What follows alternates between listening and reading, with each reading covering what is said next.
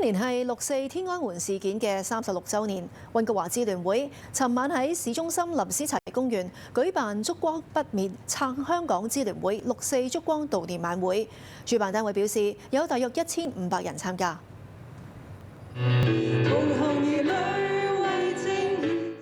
大約1500人琴晚聚集喺溫哥華林思齊公園，佢哋手持蠟燭同標語紀念六四事件，並關注在囚嘅香港社運人士。坦白講，能夠去到加拿大，去到溫哥華，繼續喺呢個地方有自由可以舉辦六四嘅集會，其實係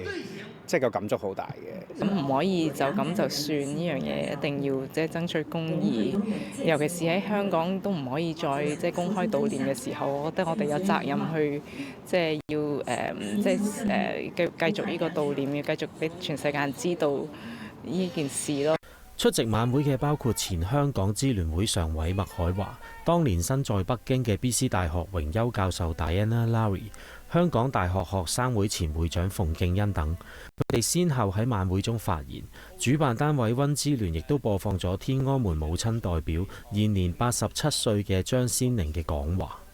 溫支聯話：今年嘅燭光悼念晚會，除咗紀念1989年天安門嘅民主運動死難者，亦都聲援所有因為紀念六四而被囚嘅人士，包括香港支聯會嘅3位前正副主席李卓人、何俊仁同埋周幸彤。中共政府佢一直都冇認呢件事有發生啦。咁同埋佢係去嚴禁所有嘅悼念活動啦。咁係對於啲死難者嚟講係非常非常即係不公平、不公義㗎啦。咁而經過2019年呢個反送中運動啦，咁我哋見到中共繼續去壓迫香港人啦。實行國安法啦，咁所以我哋嘅堅持係會包括埋去支持香港人去繼續我哋呢個抗爭。香港專上學生聯會前秘書長周永康琴日亦都有出席，佢鼓勵香港人喺黑暗嘅日子中要繼續堅持。而家可以做嘅就係即係海外香港人，即係好似係今日喺溫哥華啦，或者前嗰幾日喺多倫多啦，以至呢幾日可能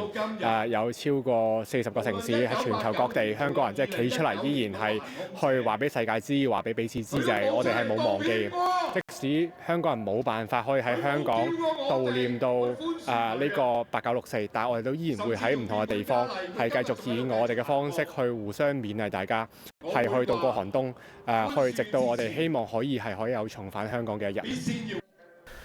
除咗琴晚嘅燭光悼念晚會，溫支聯今晚亦都喺溫哥華蘭加拉學院舉辦散聚重活退後座談會，探討海外香港人點樣繼續延續香港抗爭精神。